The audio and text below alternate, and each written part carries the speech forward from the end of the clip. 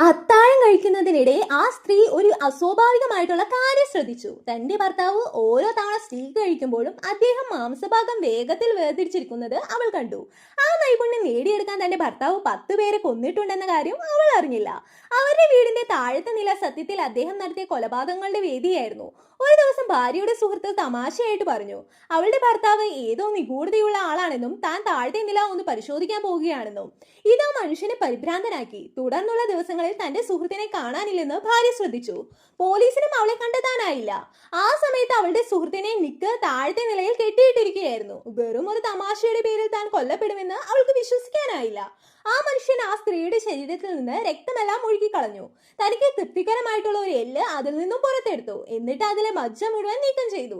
ആ എല്ലിന്റെ അടയാളങ്ങൾ പൂർണ്ണമായും ഇല്ലാതാക്കാൻ അദ്ദേഹം അതിൽ വലിയ അളവിൽ രാസവസ്തുക്കൾ കുത്തിവെച്ചു.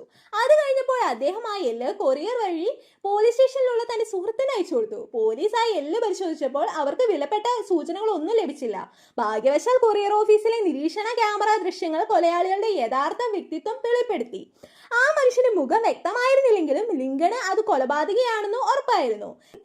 ലിങ്കന്റെ വൈകല്യത്തിന് കാരണക്കാരനും ഈ മനുഷ്യനായിരുന്നു. 3 വർഷം മുമ്പ് ഒരു ബന്ദിമോചന ശ്രമത്തിനിടെ ലിങ്കൻ ഒരു ബോംബ് വിജയകരമായിട്ട് കൈകാര്യം ചെയ്തുവെങ്കിലും കൊലയാളികളുടെ കഴിവുകളെ വിലക്കുറച്ച് കണ്ടു. അതിന്റെ ഫലമായിട്ടുണ്ടായ നട്ടെല്ലിലെ പരിക്കിനെ തുടർന്ന് ലിങ്കന് നെഞ്ചിന് താഴെ തളർന്നുപോയി. കൊലയാളി പിന്നീട് 3 വർഷത്തേക്ക് അപ്രത്യക്ഷനായി. ഇപ്പോൾ അദ്ദേഹം മടങ്ങിയെത്തിയിരിക്കുന്നു.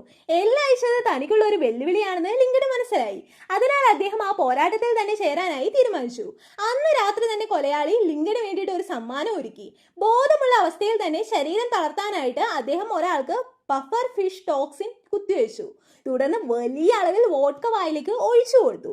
ഒടുവിൽ മദ്യം ശ്വാസകോശത്തിൽ തടഞ്ഞ് ആ മനുഷ്യനാണെങ്കിൽ ശ്വാസം മുട്ടി മരിച്ചു.